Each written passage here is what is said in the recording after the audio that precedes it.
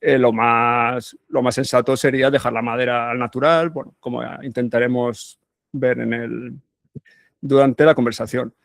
Y como ha dicho Alejandro, a mí sí que me gustaría que me interrumpáis, no sé cómo se interrumpe por esta vía, no sé si escribís y creo que lo lee, no sé si yo lo veré también, pero bueno, a mí me interesa más que vayáis, aunque no esté hablando de ese tema, vosotros lo preguntáis si tenéis inquietud, porque tampoco tengo nada preparado y como me pongo aquí a hablar durante una hora sin parar, pues no sé, creo que va a ser un poco aburrido y yo tampoco tengo una estructura tan clara como para que yo creo que es mejor ir saltando de tema y que todo el mundo pueda preguntar sus dudas concretas y también sea un poco más ameno, yo creo, ¿no? A que me dejéis hablando todo el rato, pero bueno, eso ya es cosa vuestra. Entonces, bueno, a ver no sé por dónde empezar. Yo creo que, por ejemplo, puedo empezar matizando no, porque, perdona un segundo, hay un tema que yo considero que es que todo el mundo, todo el sector o el ámbito de la protección de la madera está llena de mitos y de falsas creencias, ¿no? Que intentaré deciros ahora por qué creo yo que es el origen de todo eso, ¿no? Porque, bueno, son suposiciones mías. Pero continuamente yo recibo consultas y correos de gente que está preocupada por sus proyectos, por su casa, por su mobiliario, y es que no paro de ver que es que ¿no? tienen una perspectiva completamente equivocada de lo que es el material y sus necesidades. Y todo el mundo pues lo que quiere es conseguir un producto que le solucione todos sus problemas y eso por lo general pues no existe, ¿vale? Entonces, uno de estos principales problemas que hay es el emplear la palabra protección de la madera, ¿vale? O por lo menos utilizarla de manera indiscriminada, ¿no? No sé si justo el título de esta charla, Alejandro, era también protección de la madera, que no es que esté mal empleado, el tema es, ahora veremos a qué nos referimos con proteger, ¿vale? Porque genera mucha confusión. Por ejemplo, utilizamos protección de la madera o proteger la madera cuando queremos aplicar un producto en una estructura para evitar que entren carcoma o agentes xilófagos o insectos xilófagos. También utilizamos la palabra protección cuando, no sé, aplicamos aceite a la encimera de la cocina. También utilizamos la palabra protección, yo qué sé, en cualquier fase en la que aplicamos un producto sobre la madera, utilizamos la palabra protección. ¿Vale? Y este es uno de los principales creadores de mitos, ¿no? Y es que al final la mayoría de las personas piensan que la madera necesita que se le aplique algo para que no se pudra rápidamente, ¿no? Muchas veces como, ¿qué le doy? Corre, corre, que me echo la casa, ¿qué le doy? ¿No? Que parece que se va a caer, ¿no? Y bueno, no es el caso, ¿no? Intentaré explicaros que hay veces en las que obviamente puede ser beneficioso y voy a intentar distinguir como dos tipos de eso. Yo creo que ha quedado claro con los ejemplos, pero bueno, habría dos tipos de protección de la madera, ¿no? Que sería uno en elementos, por lo general, más estructurales, por ejemplo, el forjado, las vigas de una casa, donde principalmente la preocupación suele ser que no se deteriore o que el deterioro sea atrasarlo lo máximo posible. Y otras muchas veces, claro, utilizamos la palabra protección cuando en realidad estamos hablando de protegerlo contra las manchas, ¿vale? Que sería en el caso del interior, que no le quiero quitar importancia porque por lo general en el siglo XXI la gente no quiere mesas llenas de manchas, entonces realmente es una parte relevante de la parte de la protección de la madera, pero claro, ahí realmente se mezclan y aplicamos productos que sirven para una cosa pretendiendo conseguir la otra, ¿no? Como le comentaba a Alejandro, pues te encuentras a cantidad de personas que están barnizando las vigas de su casa pensando que le van a durar más, ¿no? Cuando realmente, pues, tú podrías barnizar las vigas de tu casa pues para que te brillen más o para que sean más de otro color o para que las puedas limpiar, si es que limpias alguna vez las vigas de tu casa, pero bueno, ese sería también otro beneficio, ¿no? Pero claro, ahí se confunden. Entonces, si no me lío, voy a ir hablando de las dos, ¿vale? De las dos variables, a ver si porque como os digo, estoy improvisando y puede ser que me vaya yo también sin querer de un tema a otro. Pero bueno, cuando aplicamos, vamos a suponer que aplicamos, que queremos aplicar un producto, un tratamiento, una protección sobre la madera en el interior. Aquí estamos hablando de suelos, mesas, mobiliario, ¿vale? O incluso la estructura por dentro de la casa, ¿no? Un techo de un forjado de vigas y tablas, por ejemplo. Aquí principalmente tenemos tres funciones por las que nosotros lo tendríamos, o tres beneficios que tendríamos al aplicarle un producto. El principal, prácticamente, es la limpieza, es decir, protegerlo de las manchas, porque bueno, la madera, como todo el mundo sabe, es un material poroso, en esos poros pues cabe la mierda y si se te cae algo, pues luego no puedes eliminarlo más que lijando, ¿no? Entonces, obviamente es relevante, ¿vale? En el interior de la casa queremos tener las carpinterías limpias y esta sería la principal función que conseguiríamos en bioconstrucción, pues principalmente con aceites, ¿no? Con aceites secantes. No sé si me va a dar tiempo a contar todo, pero sí que os tenéis que quedar con esa palabra que si no la habéis escuchado durante los cursos, tienen que ser, es muy importante, que es aceite secante. Que, bueno, que como su propio nombre indica, son aceites que tienen la capacidad de secar en contacto con el oxígeno, ¿vale? Lo que se llama polimerización.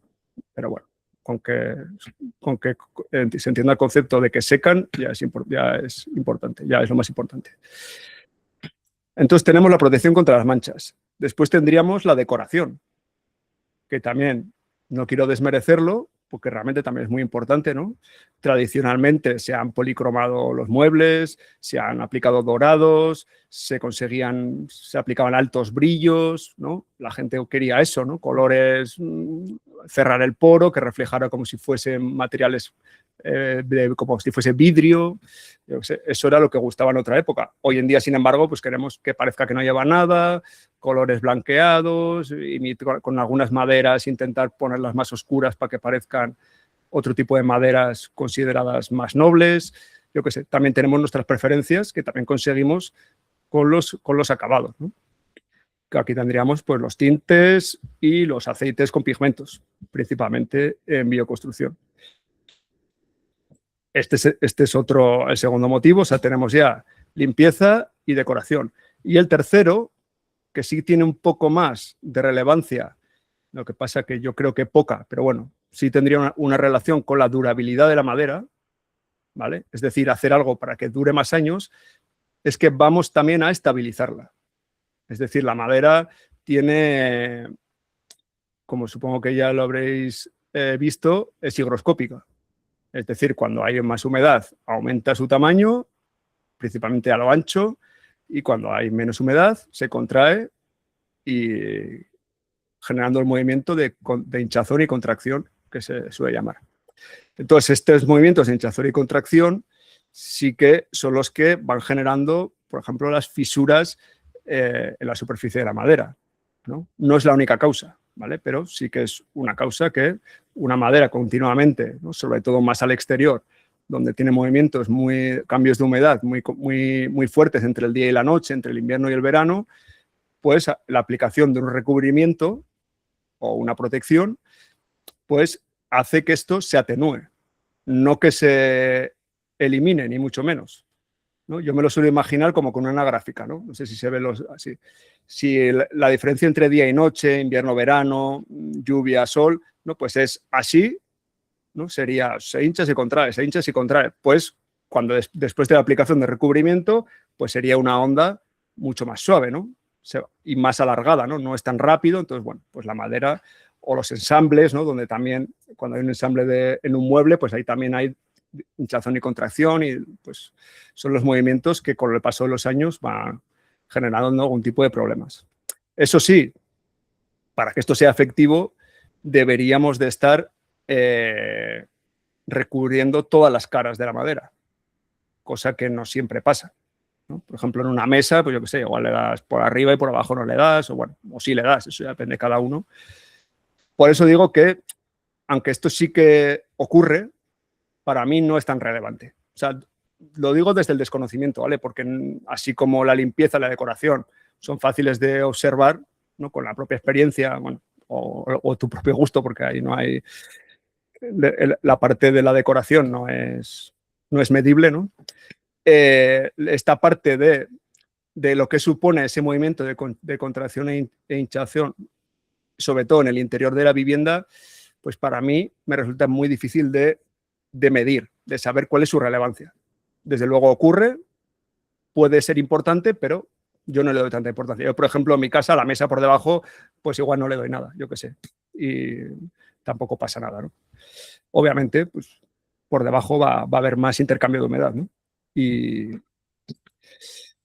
Pero bueno, entonces estos serían los tres motivos principales de aplicar productos sobre la madera en el interior de la vivienda. Como veis, ninguno de los tres es que la madera te dure más años, ¿vale? Con lo cual, pues se le puede llamar protección, sí, se le puede llamar, pero sabiendo, bueno, para mí no es del todo correcto, porque es que es imposible no llevar tu mente a que la madera necesita una protección, ¿no? Una salvación. Entonces, pero bueno, sin cuestionar la manera común de hablar, pues estos serían los motivos. Ahora, habría situaciones en las que la madera sí realmente está sometida a está expuesta a unos agentes, principalmente los climatológicos o los insectos xilófagos, que sí que la degradan, ¿no? En algunos casos rápidamente. Entonces, en este caso, yo sí veo más conveniente hablar de protección, ¿no? Porque sí que queremos que esa madera dure más años, ¿no? O no se pudra, o no sea atacada por, yo qué sé, la termita. Porque en todos los casos anteriores, da igual lo que hagamos, no va a durar más años, ¿vale? Una mesa no va a durar más años por tener aceite encima, ¿vale? Si no hay humedad, no hay goteras en la casa, la madera va a durar generaciones, ¿no? Desde luego están los casos estos de los muebles de los egipcios, ¿no? Que están ahí metidos debajo de donde sea que estén, no sé a qué profundidad están, pero bueno, están en unas cámaras donde la humedad es constante y ahí siguen, ¿no? Después de 3.000 años siguen en perfectas condiciones lo que es el material. O sea, no tiene por qué en el interior de una vivienda degradarse la madera por ningún motivo, que no sea la carcoma, ¿vale? O la termita en algunos casos. Entonces, pasamos al exterior, donde sí que tenemos unos agentes degradadores que puede ser que hagan que la madera se estropee. Ahora bien, como vais a ver, yo tampoco pienso que la parte de la aplicación superficial, ¿no? Porque cuando hablamos de tratamientos naturales o de cualquier tipo, siempre nos estamos refiriendo a un recubrimiento o una impregnación superficial. Entonces, puede ser que haya una relevancia, ahora iremos profundizando poco a poco, pero yo también lo pongo en la parte de abajo de las cosas a tener en cuenta para conseguir que la madera dure más años. Suelo intentar explicar, imaginarme como una pirámide, ¿vale? Una jerarquía de cosas que tienen relevancia, ¿no? A la hora de conseguir que la madera dure más años, ¿no? Que la madera no se estropee. Y arriba del todo, pues está la protección constructiva, ¿vale? Eso es lo más importante.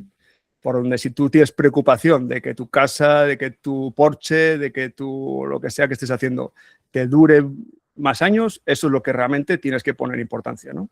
Como supongo que estaréis tratando en otros módulos. Pues, por ejemplo, pues poner una base de piedra debajo del pilar, del porche, que el alero cubra las ventanas, no lo sé. Hay multitud de ejemplos, yo que sé, que el alféizar de la ventana evacúe hacia afuera, yo que sé, porque ¿no? Hay cosas que son muy relevantes, que si no las haces bien, la madera va a durar poco tiempo, ¿vale? Porque el enemigo principal de la madera es la humedad. Es la parte principal, lo que tiene que estar en el eje ¿no? del diseño constructivo, ¿no? Es alejar la madera de la humedad constante, sobre todo. Porque son principalmente los hongos que necesitan una humedad, se dice, de por encima del 20% de humedad de la madera para poder desarrollarse. Entonces, una madera por debajo con una humedad inferior al 20%, en principio no va a tener ataque de hongos, bueno, no debería tener ataque de hongos, Y los ataques xilófagos también van a ser más raros y sobre todo menos, no sé cómo es la palabra, menos fuertes. No es la adecuada, pero bueno, no me sale la correcta, ¿vale? Porque también los xilófagos se benefician de esa humedad, de esos hongos que van deteriorando, ablandando la madera y van a poder generar un hábitat en el que desarrollarse plenamente, ¿no? Suelo poner el ejemplo, ¿no? De el hábitat de una termita, o sea, de un termitero o de cualquier agente degradador de la madera, pues es un árbol caído en un bosque, ¿no? El árbol se cae, está en contacto con la tierra, hay humedad del suelo, le llueve encima, ¿no? Van saliendo hongos, van estropeando la madera y ahí pues entran las termitas, entra todo el ciclo para reintegrar ese árbol otra vez ¿no? En el ciclo biológico, no sé cómo se dice exactamente. Pues claro, si tu casa se parece a un bosque, pues obviamente, ¿no? Como puede ser una casa en ruinas, pues la madera se va a estropear rápidamente. Por lo general, a día de hoy, nuestra casa no se parece a un bosque. Sí que es verdad que en casas antiguas o casas mal construidas, puede ser que cabezas empotradas en muros, ¿no? Pilares tocando en el suelo, aunque sea en el interior, ya sea por capilaridad, ya sea por condensación, pues puede ser que zonas puntuales sí se parezca realmente a ese hábitat en el bosque, ¿no? Aunque no lo percibamos. Pero seguimos en el punto de que hay que solucionarlo de manera constructiva. Entonces, queda claro, ¿no? Lo más importante, lo constructivo. Después estaría la especie de madera que utilizamos. Esto sí tiene mucha relevancia en la durabilidad de la madera. Hay especies que por sus características naturales pues tienen una durabilidad muy alta, como la acacia, el alerce, el roble o las maderas tropicales, que en principio en bioconstrucción no utilizaríamos. ¿Qué pasó? Sí, no sé si es un error o hay alguien comentando algo. ¿No?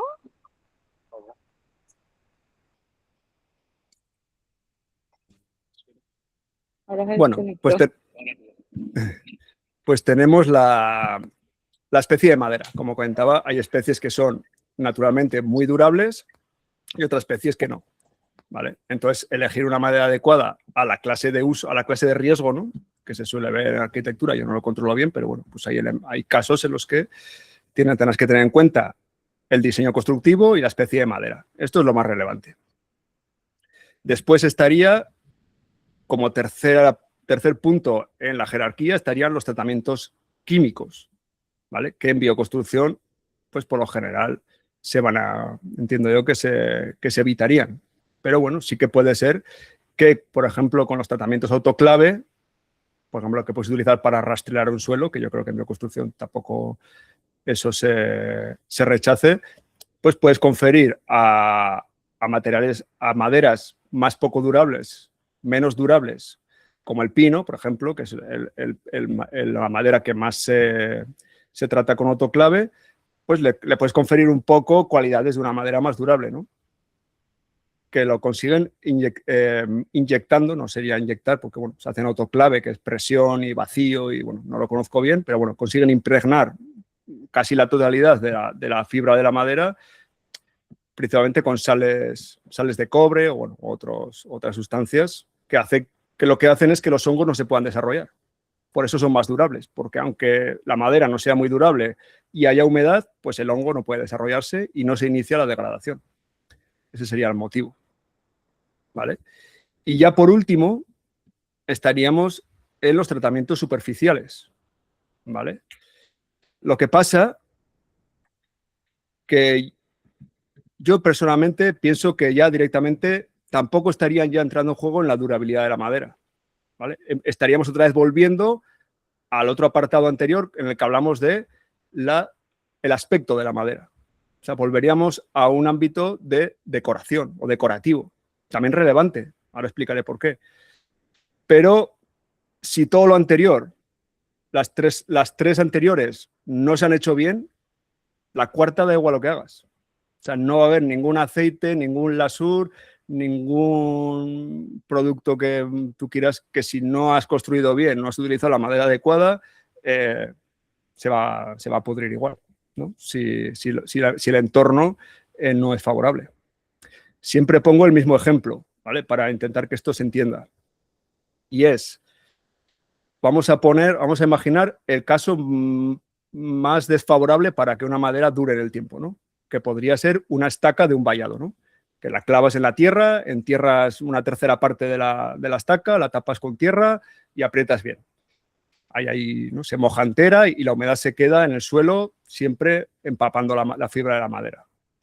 Pues aquí, por ejemplo, y imaginamos este caso que es el más desfavorable, y cogemos una madera, ¿no? Vamos a la segunda escala, y cogemos una madera que es poco durable, por ejemplo, el chopo. Pues ya da igual lo que hagas. O sea, ya nos vamos a la fase de los tratamientos superficiales y da igual lo que hagas, da igual que lo quemes, que le pongas aceite de linaza, insecticida, alquitrán, lo envuelvas en plástico, o sea, olvídate, en unos meses la madera va a estar podrida, ¿no? Entonces yo me pregunto, siendo esto bastante obvio, ¿cuál es la relevancia de la aplicación superficial, ¿no? Sin embargo, si vamos a la misma situación, pero ¿no? Constructivamente no lo hemos hecho bien, ¿vale? Porque hemos enterrado un poste de vallado. Pero elegimos una madera durable, ¿no? Por ejemplo, la acacia, que aquí en Navarra, todos los postes del norte de Navarra están llenos de palos de acacia para el ganado. Pues sin hacer nada, sin aplicar ningún tratamiento, ni aceite, ni se quema, no se hace nada, duran décadas, sin ningún tratamiento. Entonces, claro, vamos viendo, ¿no? O sea, cuál es el grado de importancia a la hora de que la madera dure más en el tiempo o no se pudra. Y luego estaría el tercer caso, que es, vale, cogemos madera de chopo, pero en vez de enterrarla en el suelo, la ponemos sobre una base de cualquier tipo en el que evitamos el contacto de la parte enterrada con el suelo. Entonces, en ese caso, también duraría décadas, independientemente del producto que aplicáramos, ¿vale? Entonces nos quedamos en la cuarta parte, ¿no? Que sería la protección superficial, ¿vale? De la madera. Y en este caso, yo creo que lo correcto es llamarle protección superficial decorativa, ¿vale? Porque ya he explicado cómo descartamos la parte de la durabilidad en el tiempo, de hacer que la madera dure más años, pero sí nos quedamos en que la madera dure más tiempo con el aspecto que queremos, ¿vale? Porque sí que es verdad que aunque, yo qué sé, un pilar exterior de un porche sobre una base de piedra va a durar generaciones sin hacer nada, pero sin embargo, igual en 6 meses va a tener un aspecto grisáceo, ¿vale? Entonces, claro, ¿vale? No tiene un daño estructural, pero tiene un aspecto en el que está envejecido muy rápidamente, realmente. No tarda mucho si le da el sol en la madera coger ese aspecto gris. Entonces, entendiendo que en el siglo XXI la gente que construye una casa no quiere que las ventanas de su casa parezcan, ¿no? Que estén arruinadas en 6 meses, pues sí tiene bastante relevancia la parte decorativa, ¿vale? Pero no va a hacer que tu ventana te dure más. Lo que va a hacer que tu ventana dure más va a ser el alero, ¿vale? Lo que es el recubrimiento, vas a conseguir, gracias al mantenimiento, que la ventana tenga el mismo aspecto dentro de 10 años que el día que la pones, ¿no? Tú aplicas tu aceite con pigmentos color roble, el día que la instalas queda marroncita bonita, ¿no? Cada 2 años le aplicas el aceite y vas manteniendo ese aspecto, evitando que la madera se ponga gris, ¿vale? Entonces, esa es la función del recubrimiento o la protección superficial, ¿vale? En el exterior, que también sigue siendo decorativo. Sí que habría tratamientos como las sales de bórax y otro tipo de cosas que yo personalmente no conozco en profundidad, a la que sí se le atribuyen, ¿no? Pues esas mismas cualidades que a las sales de cobre que hacen el autoclave, ¿no? Precisamente es la misma esencia, generar un hábitat en el que los hongos no pueden desarrollarse y desde luego puede ser que en algunos casos sea útil, ¿vale? Pero bueno, sabiendo que si estás en la parte de protección, que si de ahí para arriba no lo has hecho bien, desde luego no confíes en las sales de bórax para que te solucione ningún problema, ¿vale? Pero bueno, sí que puede ser en algunos casos donde hay mucha humedad ambiental, pues bueno, para evitar el desarrollo de hongos superficiales. Desconozco la efectividad que tiene sobre insectos xilófagos, también se dice que los solucionan, o lo pueden atenuar, pero esto es difícil de saber, porque yo todo lo que suelo explicar intento comprobarlo con experiencia, ¿no? Hago mis pruebas, mi pequeño laboratorio tengo aquí donde hago pruebas, pero claro, hay partes de la protección que son muy difíciles de poder o me requerirían una infraestructura que todavía no tengo, ojalá algún día pueda hacerlo, ¿no? Pero claro, necesitarías tener pues, probetas de madera con sales de boras, sin sales, para poder controlar si realmente afecta a la carcoma o no afecta. Porque por lo general, toda la información que tenemos es más como anecdótica, ¿no? Es como yo le di y no me entró carcoma. Vale, está bien, pero y si no lo habrías dado nada, igual tampoco. O sea, claro, hay que para realmente sacar conclusiones, porque en este sector todo funciona en base a le di y me fue muy mal. No le des eso, ¿no? O le di esto y me fui bien, le doy esto toda la vida, pero realmente no has podido comparar, ¿no? Entonces yo todo lo que explico he intentado hacer previamente de manera casera mis pruebas, ¿no? Sobre misma especie de madera, mismo grosor, diferentes productos, misma exposición. Entonces, pues puedes sacar una conclusión, ¿no? De que está funcionando, que no, cuál es el efecto de una cosa o de la otra, ¿no? Y desde luego hay cosas que no lo puedo saber, entonces por eso tampoco las niego, pero tampoco lo puedo corroborar, ¿no? Como por ejemplo el efecto de las sales de Borax, donde, oye, pues puede ser que sí, tiene sentido, de manera teórica tiene sentido, ¿vale? Lo que pasa que de manera teórica también se puede justificar, yo que sé, que el aceite linaza va a hacer que te dure más la ventana, ¿no? Y realmente, porque de manera teórica tiene sentido, ¿vale? Pero sí que yo soy muy poco escéptico, ¿no? De que los recubrimientos influyan mucho, mucho ahí. Entonces, sí.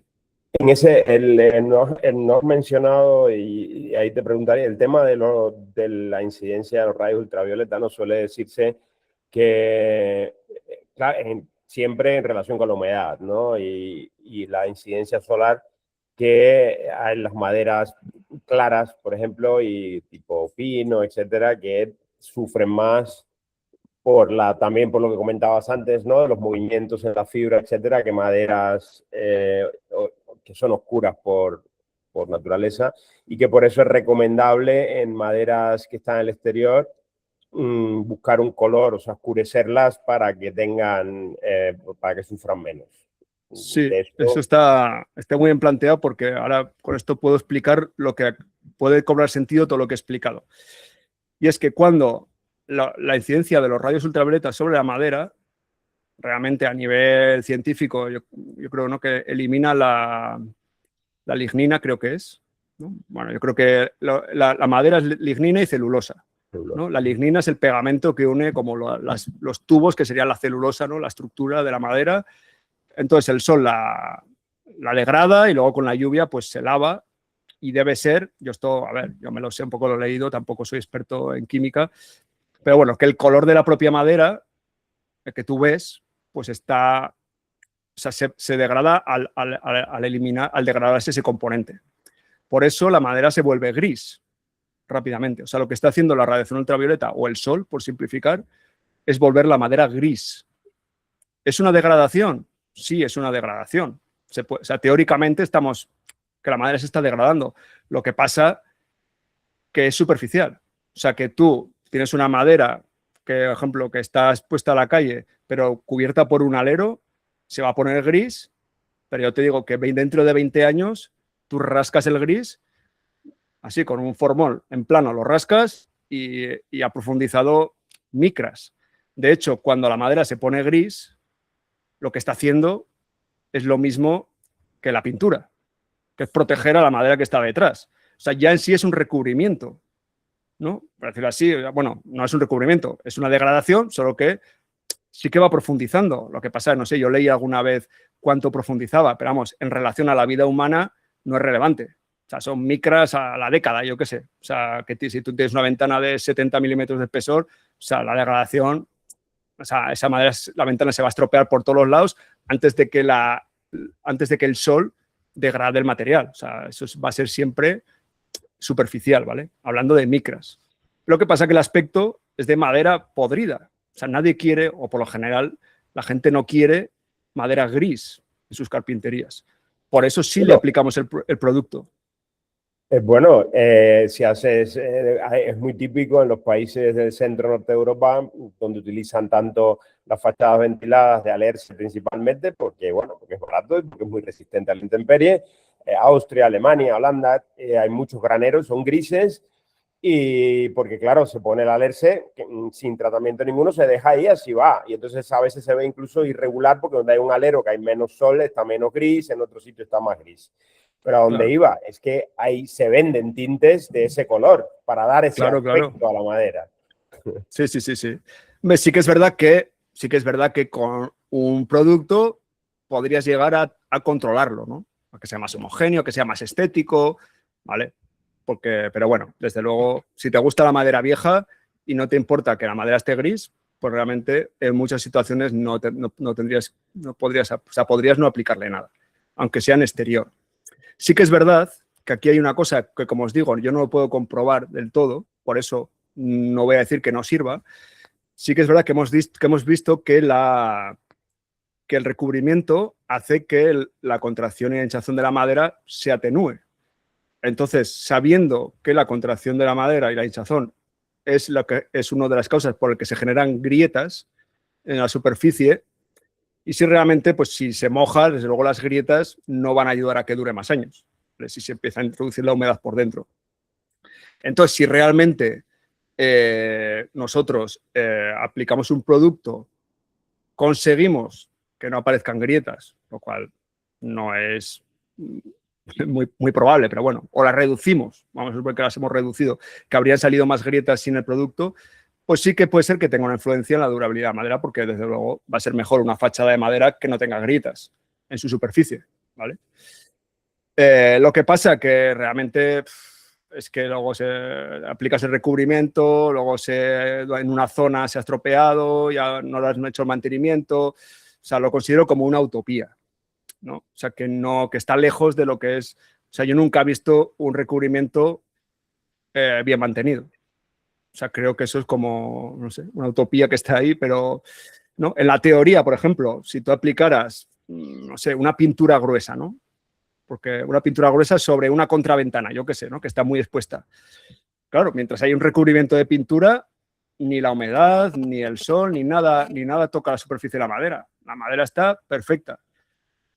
Claro, esa pintura, así en una contraventana que tiene una exposición gigante, no sé lo que puede durar antes de empezar a desprenderse, a salir grietas o incluso a caerse a trozos. No sé, 1 año, 2, 6, 5 años, el mejor de los casos. Claro, se supone que tú deberías de aplicar la pintura, lijarla superficialmente cada poco tiempo porque ya se está empezando a degradar el recubrimiento y aplicar nuevamente resina nueva encima, ¿no? Para que todo eso, ¿no?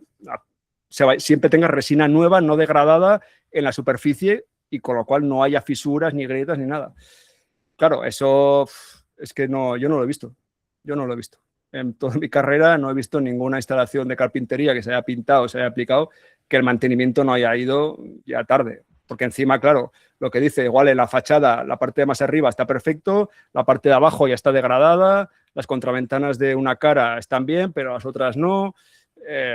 O simplemente, que esto me he dado cuenta en los últimos 2 años que he estado fijándome mucho, los recubrimientos de las ventanas, por ejemplo, en vertical están bien, están perfectos, pero en los travesaños horizontales que tienen, nada, un centimetrito así un centimetrito de parte horizontal, ahí ya se ha desescamado todo, mucho más rápido. Entonces, claro, es que el mantenimiento te exigiría, no sé, una obsesión que no es posible. O sea, ¿no?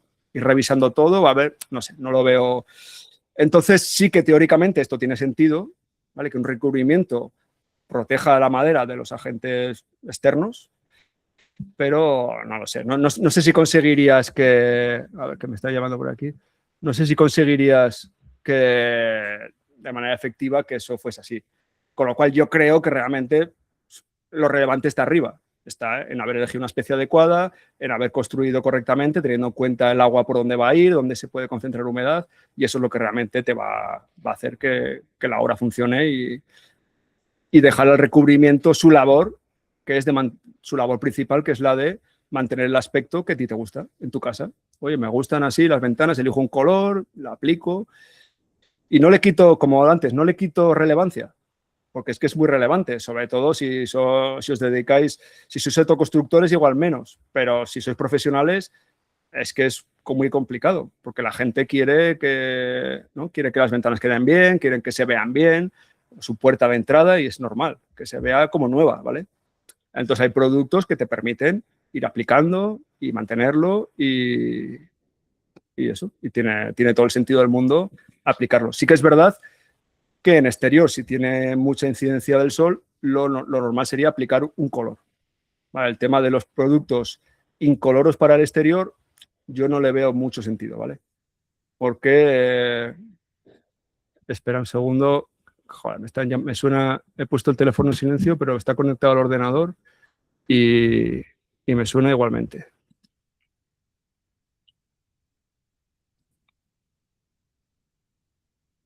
A ver, disculpad. Pues bueno, no sé dónde estoy. Y entonces, por ejemplo, bueno, por poner ejemplos claros ya, que igual mucha gente quiere saber de productos, en el caso del exterior, ¿vale? Lo que decía, lo que para mí tiene sentido, ¿vale? Es aplicar un producto que tenga pigmentos, ¿vale?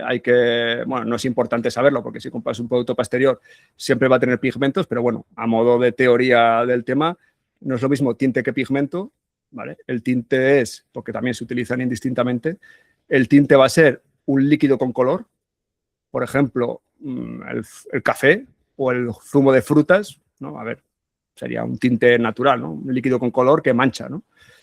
Y esto se impregna en la fibra y ya está, y aporta color.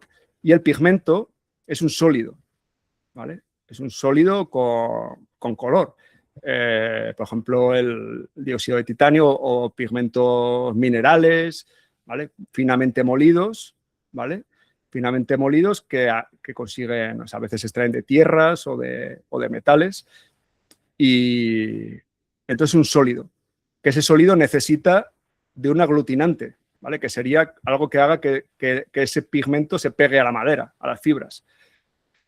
Por eso no puedes aplicar pigmentos solo, con agua, sino cuando se seque pasarías la mano y se te estarían los pigmentos manchando todo, ¿no? Entonces, el pigmento, ese aglutinante pueden ser las resinas de los barnices, por ejemplo, o puede ser un aceite secante, como hemos visto antes. Entonces, en bioconstrucción, en el exterior, pues utilizaría un producto, da igual cómo se llame, porque no sé si dará tiempo a hablar, que los nombres de los productos no tienen ningún sentido, ¿vale? Pero que contenga aceites secantes y pigmentos. Entonces, pues será un buen producto, porque aquí está el tema de mantenimiento, ¿no? Que en el exterior, cuando hablaba el caso de la pintura, por ejemplo, ponía el caso de la pintura, al ser una resina muy, muy densa y muy dura, pues genera una película superficial sobre la madera que hace que con la degradación también del sol y la lluvia se vaya estropeando y se vaya cayendo a trozos. Lo cual hace, como todo el mundo habrá visto por ahí, en casas antiguas, ¿no? En su pueblo, en cualquier lado, pues ve, ¿no? Ventanas de madera que no hay nada que hacer con ellas. Tienes que rascarle todo y que según donde lo apliques te cuesta más el mantenimiento que lo que pagaste por la pieza. Porque entonces los aceites son un aglutinante, los aceites naturales que sean secantes son un aglutinante que está muy bien porque no va a generar una película superficial. Entonces vamos a conseguir fijar unos pigmentos a la fibra de la madera, esos pigmentos van a ser estables a la luz y según se vayan degradando vamos a poder ir aplicando nuevamente más manos de aceite con pigmento para ir manteniendo ese color que tanto nos gustaba en nuestras carpinterías de casa, ¿no? Entonces, en el interior, o sea, en el exterior, como he dicho, productos que sean base de aceites y que contengan pigmentos. Sería lo correcto en bioconstrucción. Eso si no te gusta la madera gris, ¿vale? Que a todo esto yo siempre pienso, yo me dedico a vender productos, pero luego parece que no los quiero vender. Pero lo que pasa es que, no sé, hay muchas veces que no... Bueno, aquí hay que saber por qué se aplica, me refiero. ¿Está bien aplicarlo? Sí, pero para mantener el color, siendo consciente de eso, ¿vale? Entonces, no sé.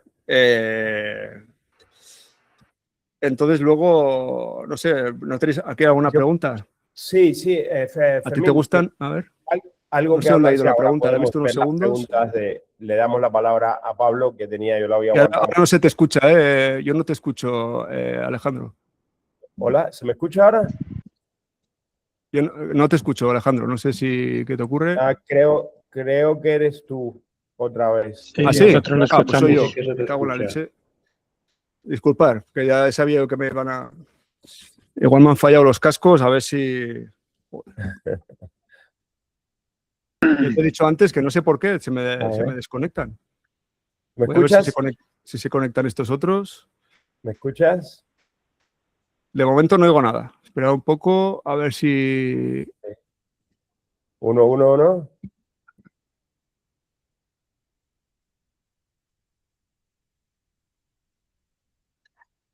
A ver, parece que escucho. A ver, Pues, ¿me perfecto. escuchas ahora? Ahora, disculpad, que Sí, se me ha ido el Bluetooth por ahí, por otro lado. Ah, sí, pues aquí hay creo un montón que de... Ah, sí, había bastantes preguntas aquí, si no había visto nada. sí, vamos allá. Pero justo en lo último que estabas comentando, Fermín, y dijiste anteriormente algo que el nombre de las cosas, ¿no?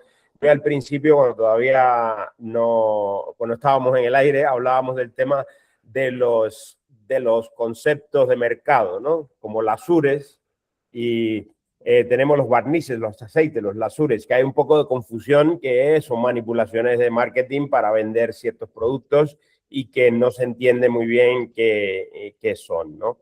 Y quizás Sí, ahí podrías comentar algo sobre eso, ¿no? Por ejemplo, eso que ahora hay tanto y que está tan de moda en todas partes, el Lasur, ¿qué cosa es eso y qué nos están queriendo vender ahí y qué significado tiene y cuándo, o sea, un poco los tipos de producto que encontramos. sí, a ver, pues sí, hay que tener mucho cuidado con la nomenclatura, con los nombres de los productos, porque no hay nada que defina qué es cada cosa. Entonces, pues bueno, cada fabricante pues va poniendo los nombres en función de lo bien que quedan, ¿no? Y no de lo que realmente son. Entonces, habría muchos casos, como por ejemplo el aceite de teca o aceite para teca, ¿no? Que a veces se escucha así, o cuando empezaba hace un montón de años, todavía me acuerdo, mira, aceite de teca, aceite para teca, uno será que está hecho con teca y el otro para aplicar, bueno, en todas las películas, nada. Todo lo que sea aceite de teca o para teca, pues seguramente tenga aceite, pero vamos, puede tener barniz, pigmentos, filtros ultravioleta, pues lo que sea, lo hacen una mezcla el fabricante y lo pone ese nombre, pues porque se habrá demostrado que suena mejor, ¿no? Parece que confieres a la madera las cualidades de la teca y tal, pero bueno, no deja de ser un aceite secante como el aceite de linaza o aceite de tung con otros aditivos que pueden ser los que el fabricante quiera. Y el caso del Lasur es el más grave porque ya llevamos unos años con el tema del Lasur y ya todo el mundo se mete, todo el mundo ya vende Lasur y realmente pues hay que ver qué es lo que lleva, ¿vale? No porque que aquí pasa estos problemas de la comunicación, ¿no? Que es como, yo apliqué el Lasur y me fue muy bien. Yo qué sé, ¿no? Entonces tú vas y compras Lasur, pero resulta que compras otra cosa. Entonces se va formando un bucle de desinformación que es terrible porque la gente va aconsejándose y realmente tú solo puedes recomendar el Lasur de una marca, ¿vale? Porque no hay nada que diga qué es lo que lleva. Yo no sé, bueno, igual no hay mucho tiempo. Yo tengo una teoría de lo que debería ser un Lasur, pero bueno, que entiendo que tiene que ser un producto para exterior y con color y que no genere película sobre la madera. Eso serían las características que yo le haría. Pero hoy en día es que compras Lasures que realmente tienen, o sea, que los aplicas y notas cómo tienen una capa plástica por encima de la madera, que suele ser resina acrílica. Entonces, claro, tú dices, vale, compras un Lasur para exterior al agua. Normalmente los que son al agua no suelen ser naturales, ¿no? Van a ser sintéticos. Entonces, compras un Lasur al agua, ecológico, porque piensas que es lo mejor, lo más bio, y bueno, al final, si ves lo que está compuesto, suele ser resina acrílica y pigmentos, agua, y luego los aditivos que cada fabricante, no todos son iguales, pero claro. Y luego compras un barniz y es resina acrílica, agua y pigmento si es que tiene color. O sea, que por la Sur estás comprando un barniz rebajado con más agua, ¿vale? Es un poco lo que te puedes encontrar. Sin embargo, te puedes encontrar también, yo qué sé, la Sur al aceite. Pues, claro, aquí estamos hablando de que es un Lasur en base a aceite y no una resina acrílica. Entonces, bueno, ya sería seguramente más interesante. Aunque lo que realmente, si vemos más allá de lo que sería la bioconstrucción, entendiendo que queremos usar aceites pues tendremos que usar un aceite con pigmento en exterior, independientemente de que le llamen lasur o que le llamen aceite o aceite pigmentado o yo qué sé. Como yo, por ejemplo, pues ya he pasado del término lasur y al producto que he creado que se podría llamar lasur, yo le he llamado no film, no película, ¿no? Que no genera película. Pues yo me he desmarcado, pero realmente pues porque no quería participar de ese concepto tan abstracto y absurdo. Pero bueno, me estoy liando ya. No, sí, está bien. Yo creo que eso es importante, lo hablamos antes. Igual que lo has mencionado, lo del tema del al agua, ¿no? Eso no solo lo tenemos en la madera, lo tenemos en otros productos, esa creencia o esa repetición de que porque es al agua ya es ecológico, biológico, no sé cuánto, y que no tiene nada que ver, ¿no? A ver, que sea el agua, lo único que va a decir es que tiene menos disolventes, no que no tenga, ¿vale? Porque sí que tiene un poco. Sí que es verdad que de un barniz al disolvente que se usaban, bueno, se siguen usando, pero bueno, que era lo predominante hace, yo qué sé, 20 años, pues igual la cantidad de disolvente era un 60% o una barbaridad, igual más en algunos productos. Y en un producto al agua, pues igual es un 7%. Pero entonces, también bueno, el agua muchas veces es con lo que necesitan resinas acrílicas para poder funcionar. Claro. No, le pongo agua, pero es para que todas las demás barbaridades que tienen puedan funcionar. O sea, no estoy, el agua no me la hace que... No. Lo único que puede ser bueno es que hay menos disolvente. Y ya está. No que sea natural, ni que sea ecológico, ni que lo puedas echar a la ensalada. O sea, la cosa es simplemente que hay menos disolvente. ¿Eso es bueno? Pues para el planeta sí. Me refiero, pues claro, si en la industria de la madera del mundial, en vez de generar un 7% de todos los millones de litros, o sea, en vez de un 70%, porque son millones de litros que se fabrican anualmente, pues en vez de un 70% se usa un 7%, pues bueno, hay un beneficio medioambiental. Pero para ti, para tu casa, que vas a gastar 2,5 litros, es irrelevante. O sea, al final lo que tú estás aplicando es el mismo producto que era el disolvente, ahora pero al agua. ¿Vale? O sea, lo que se queda seco una vez seco es una resina plástica, en los dos casos igual, ¿vale? Porque cuando el disolvente se evapora tampoco ya es nocivo. O sea, que no hay una diferencia real para un autoconstructor utilizar un producto ecológico al agua, ecológico por alguna manera, que uno de los viejos esos tan denostados al disolvente. Al final viene a ser lo mismo, ¿vale? Entonces, en bioconstrucción entiendo que a la gente le interesa utilizar productos en base a aceites vegetales, ¿vale? Lo importante es eso, que sean secantes, ¿vale? Nada de utilizar, bueno, nada, a ver, haz lo que quieras, pero no sería recomendable utilizar, por ejemplo, aceite de oliva y cosas así que se van popularizando por internet, porque realmente la apariencia es igual. Tú aplicas aceite de linaza, por ejemplo, aceites secantes serían aceite de linaza, aceite de tung, aceite de nuez, aceite de girasol yo creo que también, bueno, de cardo no sé qué, bueno, hay un montón de aceites, principalmente de linaza y de tung, es lo más habitual. Y estos lo que hacen, como os he dicho, es secar, ¿vale? Yo aprendí lo que pasaba aquí, porque durante mucho tiempo pasa eso, ¿no? Tú aplicas una madera, es una superficie porosa, aplicas aceite de linaza, oye, y queda bonito, va. Aplicas aceite de oliva en la misma pieza, en otra pieza al lado, queda igual. Estéticamente igual, el tacto igual, más o menos todo igual, ¿no? Pero tú echas una gota de vino al aceite de linaza y la puedes limpiar. Echas una gota de vino sobre el aceite de oliva y se queda manchado de rojo, ¿no? Entonces, yo no entendía, ¿no? Sí que sabía que uno era secante, otro no, pero entonces se me ocurrió hacer estas fueron mis primeras pruebas de laboratorio, que es polimerizar todos los productos que yo iba encontrando en probetas de plástico, compré unas probetas pequeñitas así como unos botones y ahí he echado una gota de todos los productos, pero en una superficie no porosa, porque si no, no ves lo que pasa, se impregna y ya está.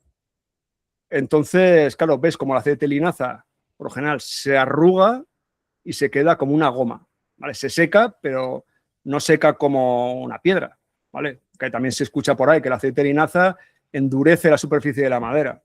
A ver, ¿no? Pues son también mitos que se crean en base a que se supone que endurece. Sí, endurece hasta una goma, ¿vale? Es un polímero natural, es un plástico natural, ¿vale? Para que se entienda. Hay una reacción con el aire y polimeriza como una goma. Entonces yo me imagino, sin embargo, el aceite de oliva pues se queda líquido toda la vida. Ni se evapora ni tampoco se seca. O sea, dentro de 5 años vas a tu bote y está el aceite ahí, no va a ningún lado. ¿Vale? Entonces, claro, cuando tú aplicas aceite de linaza sobre la madera y le pasas un trapo, se impregna toda la fibra y si lo pudierais ver, porque yo creo que yo lo veo claro, yo cuando doy un curso y enseño ese tapón con esa goma ahí como arrugada, yo me imagino ya como si estuviera yo viendo por un microscopio, ¿no? Como toda la fibra de la madera está impregnada, ¿no? Y unida por una red al final, por un plástico natural, ¿no? Que está ahí uniéndolo todo a nivel de la fibra, impregnado. Pero claro, ya el agua ya no puede pasar, no puede seguir penetrando por la fibra. Sin embargo, el aceite de oliva o el aceite mineral o otros aceites que se suelen usar que no son secantes, realmente no está haciendo nada. Está como si estuviera mojada, pero con una grasa. Está mojado de grasa, ¿vale? No ha pasado nada, ¿vale? Fermín, y justo porque has comentado ya varias veces aceites secantes, ¿no? Y pienso en el aceite de linaza con secante, que es algo bastante habitual en droguerías, ¿no? Que venden el aceite de linaza con secante. Que generalmente viene de que, claro, antiguamente se pintaban, se le trataban las ventanas y las cosas con aceite de linaza y, claro, se quedaba la superficie pegajosa. Por lo que acabas de comentar ahora, ¿no? Los moquitos, las gotas que quedaban. Porque, claro, quien lo aplicó no sabía o nadie se lo dijo, no acostumbraba a limpiar la superficie después de aplicar el aceite. Y entonces se venden aceite con secante. Yo he aprendido que, claro, eso es bastante disparatado porque entonces no trabaja el aceite de linaza como debería. No permite que penetre bien en la fibra. Eso no lo tengo yo tan claro. O sea, no lo puedo desmentir. Pero bueno, aunque tenga secantes el aceite, la aplicación tiene que ser igual. Tú si aplicas un aceite de linaza con secantes y no retiras el exceso con un trapo, queda pringoso igual. De hecho, prácticamente todos los aceites que compramos hoy, aunque sean de una marca reconocida y ecológica, tienen secantes. ¿Vale? Lo que pasa es que no todos los secantes son, ya no me acuerdo, en su día lo estuve estudiando un poco, manganeso, no sé, hay como, lo que pasa es que antiguamente era el plomo, eran sales, bueno, yo no sé química, no lo entiendo bien, pero bueno, eran cosas base plomo para que los aceites secaran, ¿vale? Entonces eran muy nocivos y de ahí está un poco el miedo a los secantes. Pero prácticamente hoy no hay nada a nivel comercial porque no es práctico. Yo por lo que sé, es que el secante no hace, lo único que hace es acelerar el proceso de polimerización. Pero el proceso de polimerización en contacto con oxígeno tiene que suceder igual. El tema es que un aceite de linaza exprimido de la semilla de manera natural, pues puede ser un proceso que tarde semanas o meses, ¿vale? En terminar. Entonces, con unos secantes, pues tampoco te creas que tarda poco. Un aceite con secantes va a tardar 1 o 2 semanas en polimerizar. Tampoco te pienses que es una locura eso, ¿vale? Tarda muchos días, pero sí que se acelera. Se acelera y hoy en día hay marcas reconocidas de que yo me fío mucho a nivel de que hacen productos naturales y todas tienen secantes. Todas.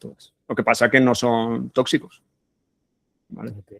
Vamos a responder a Pablo, que ha preguntado ya un par de cosas. Preguntaba sobre, bueno, que estuviste hablando al principio, por eso lo aparqué un poco esa pregunta del tema climatológico, ¿no? Que si estabilizar la madera, la estructura de la casa, ¿en qué climas es más importante? ¿Es la humedad, el frío, el calor o qué es lo que más afecta a su estabilidad? A ver, lo que afecta a la estabilidad es el cambio. Es el cambio entre un frío, sobre todo entre humedad y sequedad, ¿no? Sería, ¿vale? No entre frío y calor. Eso no afecta tanto.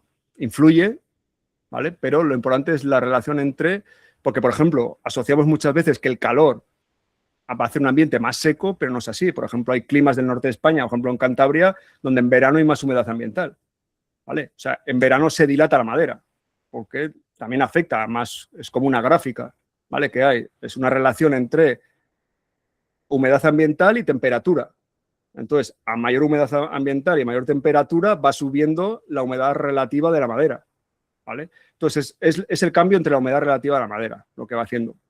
Por general, si le da el sol, sí que se va a secar, ¿vale? Pero bueno, pero que no es por el calor, que es más por la sequedad del ambiente. Entonces, eso es lo que afecta.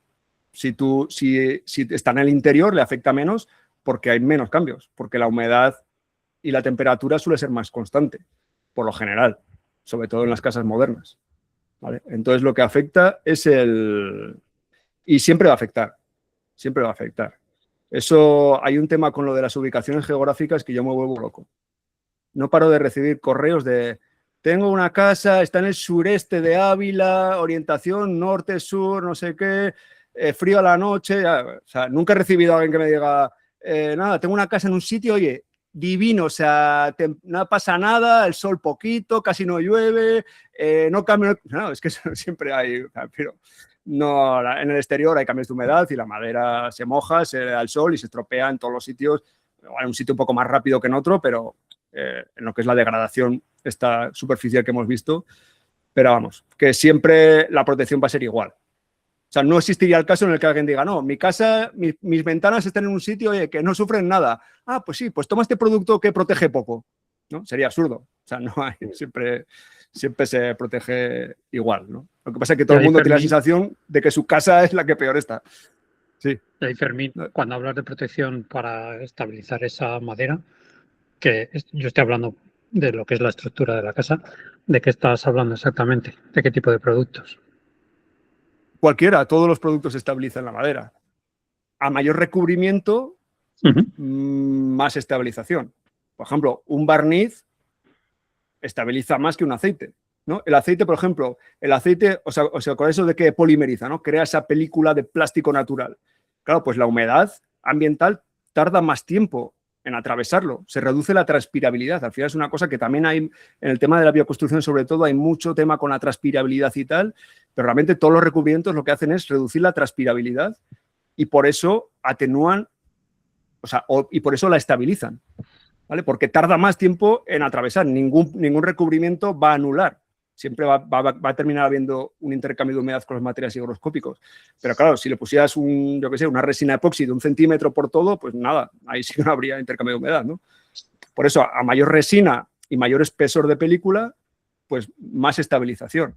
Otra cosa es que te interese eso, ¿vale?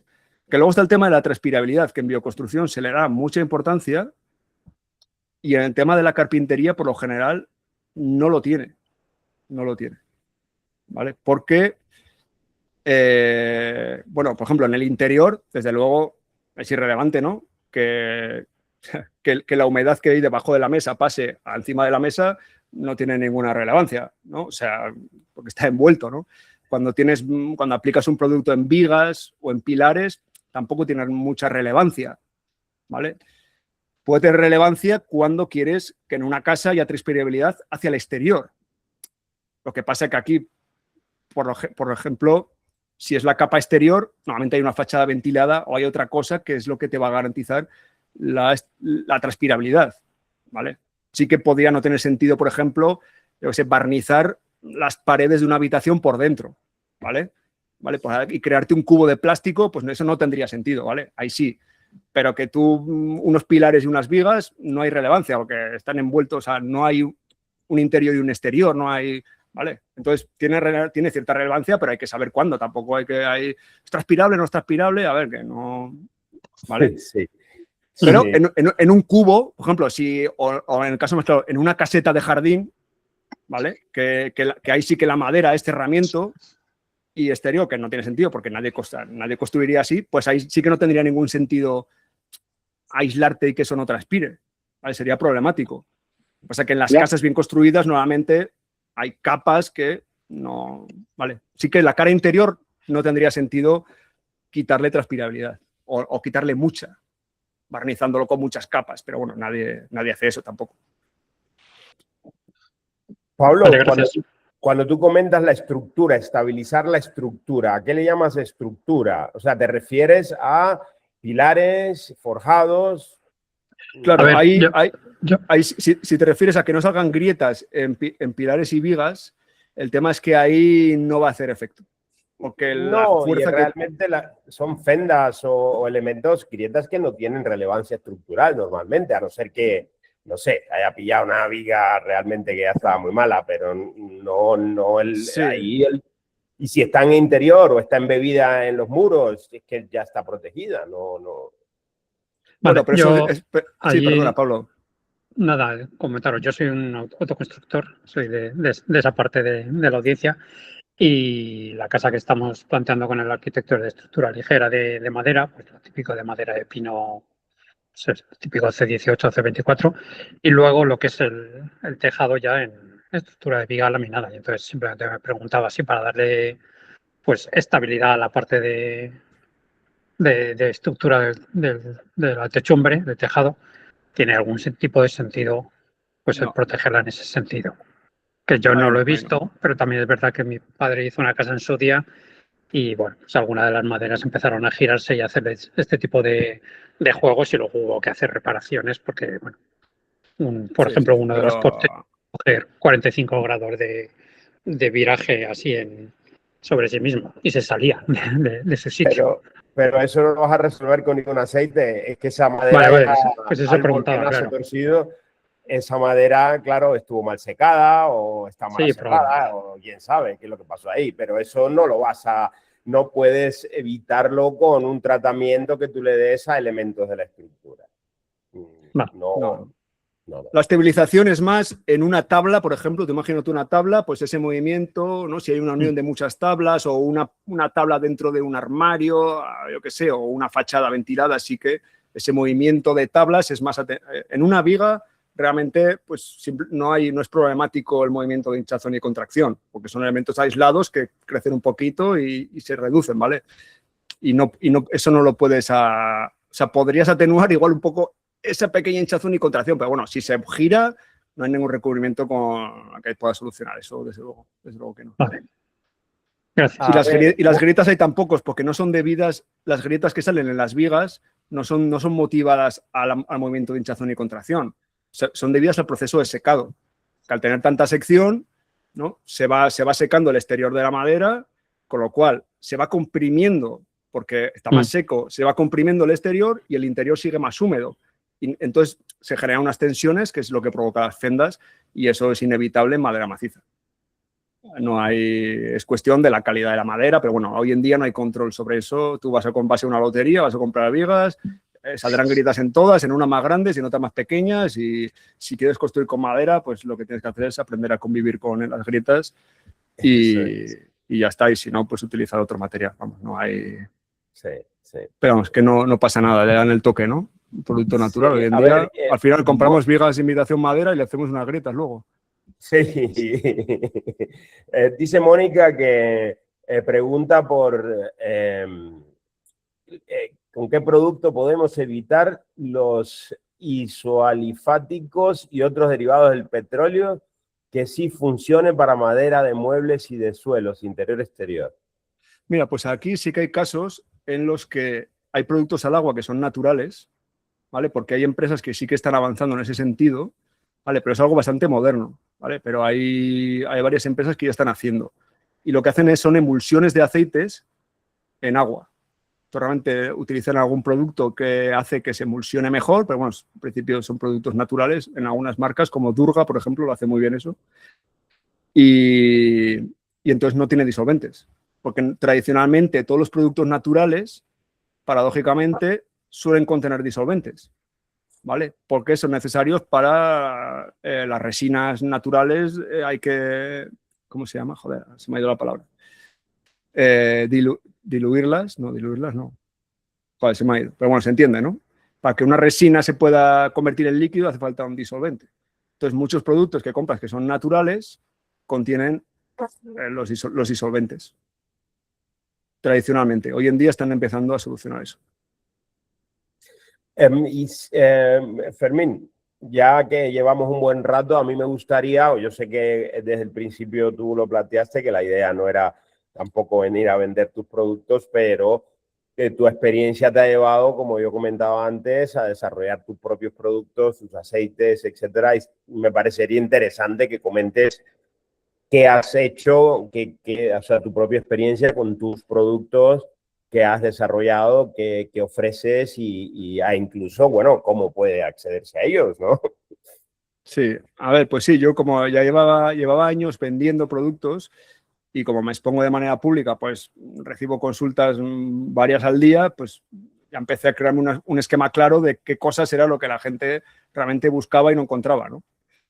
Entonces, pues poco a poco he ido trabajando, he ido creando una marca que se llama Lookwood. Pero bueno, lo más fácil para entrar sería a través de acabadosParamadera.com, que es la página original, que es más fácil de, bueno, es muy fácil de recordar, acabadosParamadera.com.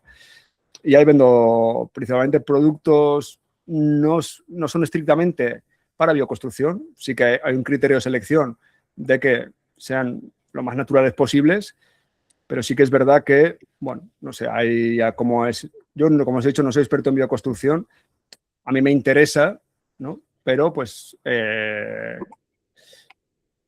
me interesa el tema y tengo unos criterios de selección, ¿no? Pues hay barnices, por ejemplo, que quizás en bioconstrucción, pues no sé, pero bueno, pues tienen parte de resinas vegetales, ¿no? Los barnices que saco son al agua, pero tienen también resina sintética, obviamente. Entonces, bueno, pues habrá veces donde pueda tener sentido utilizar. Si quieres ser estrictamente utilizar productos naturales, ¿no? Que te ofrece la naturaleza, pues también tengo opciones, ¿no? Sobre todo la marca Durga es la que mejor, para mí más me gustan, que hay otras marcas como Livos o Bautzen que hacen buen trabajo. Y yo tengo algún producto también que es 100% natural, solo base de aceites, pero está más enfocado al mobiliario. Por ejemplo, para dar a muebles, a artesanías, y ahí funciona muy bien. Pero bueno, no para darle... De hecho, muchas veces para darle a una estructura o tal, es que ahí tienes que ir al producto más barato, más sencillo, que contenga aceite de linaza o un aceite secante y ya está. Ahí no tiene sentido tampoco en el interior de la vivienda al menos. ¿Vale? Y sí que en productos, en elementos más exigentes como suelos o mesas, encimeras de cocina, pues ahí por el contrario, pues un aceite de linaza se puede quedar un poco corto, ¿vale? No porque no lo haga bien, el aceite de linaza funciona bien, lo que pasa pues que tiene una resistencia al desgaste y las manchas más limitada que otros productos, ¿no? Y yo, por ejemplo, aquí vendo un producto en base a aceite de linaza al que le añado un endurecedor, que se añade en un pequeño porcentaje y consigues que esa película, o sea, esa polimerización pues sea más resistente y más dura, y eso pues de cara a las manchas pues funciona bien. Entonces no sé, como no conozco, no controlo mucho cómo es el enfoque desde las enseñanzas del Instituto Iscles al respecto, pues no sé. Para mí personalmente pues es una licencia válida si tu prioridad es que tu madera que esté limpia siempre, ¿no? Si tu prioridad es que la madera, que tu casa sea 100% hecha de materiales naturales, pues ese pequeño porcentaje pues tendrás que usar otro producto, ¿no? Para mí, yo no le doy tanta relevancia, pues no doy relevancia que no tenga emisiones de compuestos orgánicos volátiles y prefiero la practicidad y un buen acabado, porque muchas veces también me dirijo a profesionales que quieren entregar un producto. Entonces, bueno, no es lo mismo un autoconstructor que quiera hacer su casa él mismo, que cuando salga una mancha, él ya sabía, porque hace tilinaza y lo volverá a lijar y lo limpiará y tal, y estará feliz, que entregar una cocina a tu cliente y que a los 3 meses te llamen que hay una mancha y te monten un pollo y tal. Pues bueno, ahí ya, pues para clientes que están concienciados, pues puede estar bien, si son conscientes, pero los productos naturales funcionan bien, ¿eh? No quiero decir con esto que no funcionen bien, cumplen su función perfectamente. Lo que pasa es que, bueno, son, por ejemplo, a químicos, hay cosas, hay manchas, porque hoy en día usamos también químicos en la casa y pues son menos resistentes, pero nada más, perfectamente válido y utilizable. No sé, tengo la sensación de que al final, no sé, no sé ni lo que he dicho, no sé si se ha entendido algo y no sé si queda algo por aquí a los isolifáticos. Bueno, y lo de aceite pigmentado o Lasur, yo creo que ya lo he contestado. Sí, En realidad, ya lo habías comentado, aceite claro. pigmentado, otra cosa es que se llame Lasur, ¿vale? Si es un Lasur y tú miras la etiqueta y contiene aceites, pues base de aceite, pues entonces también, ¿vale? Lo que no tienes que usar, o no tienes que usar, o yo no suelo recomendar, es un Lasur al agua. Muy bien. ¿Preguntas? ¿Comentarios? Como os puse aquí en el chat, yo os recomiendo mucho a aquellas personas que consultan o que siguen o que ven Instagram, por ejemplo. Fermín tiene bastantes intervenciones en esta red social y realmente muy interesantes, donde muestra experimentos comparativos de materiales, y una serie de cosas. O sea que os lo recomiendo muchísimo, echarle un vistazo al perfil de Fermín y a la página, por supuesto. Y que bueno, que también sé que a través de este de perfil o la forma que sea, Fermín siempre está abierto a cualquier consulta y con su experiencia y sus conocimientos siempre está dispuesto a ayudar y asesorar. Así que bueno, Fermín, muchísimas gracias por habernos dado este poquito de tu tiempo y haber estado aquí con nosotros. Yo creo que es muy importante. Me gusta mucho el enfoque que no sé si decir restar importancia, porque no es restar importancia, sino poner las cosas un poco en su sitio. A veces en el mundo de la bioconstrucción en general, la madera siempre como que genera, sobre todo en las regiones que no hay una gran tradición de uso de madera, como es por ejemplo en la cuenca del Mediterráneo en España, que hay menos experiencia, o sobre todo en los últimos años cada vez se ha utilizado menos madera. Cuando hablas con un Zimmermann alemán o alguien así, bueno, tiene otra actitud respecto a madera porque siempre viven con la madera. Aquí siempre sufrimos mucho las preocupaciones, los miedos, todos los problemas que puede dar la madera. Sin embargo, la madera es uno de los materiales de construcción que ha acompañado toda la historia de la humanidad. Es base de la construcción, madera, la piedra, la arcilla, la cal, es que he estado desde los inicios. Entonces, quiere decir que podemos convivir perfectamente con ella. A veces lo comento, ¿no? Venecia está levantada sobre pilotes de madera que están en el mar. O sea, la madera es mucho más de lo que pensamos muchas veces que es, y cuando hablamos de tratamiento de madera hay que tratarla bien. Y creo que una cuestión fundamental que comentó Fermín y que solemos hablar de ello siempre es el diseño. Ya no tanto lo que le pongamos encima, sino dónde la ponemos y cómo. ¿No? El tema de humedades, etcétera, etcétera. Y bueno, en cuanto no hablamos mucho de xilófagos, porque siempre ahí hay casi una paranoia con el tema de los xilófagos. Sí. Que bueno, se nos ha olvidado los xilófagos y otra cosa importante que es la albura y el duramen de la madera, que va muy relacionado, ¿vale? Pero eso, yo también me tengo que marchar, pero eso sería otra cosa muy relevante, que influye mucho, tanto en los xilófagos como en todo, en la pudrición, el tema de la albura, conocer lo que es la albura y por qué, bueno, es que ya me lo puedo explicar. Sería para otra ocasión, sí. Muy bien, muy bien.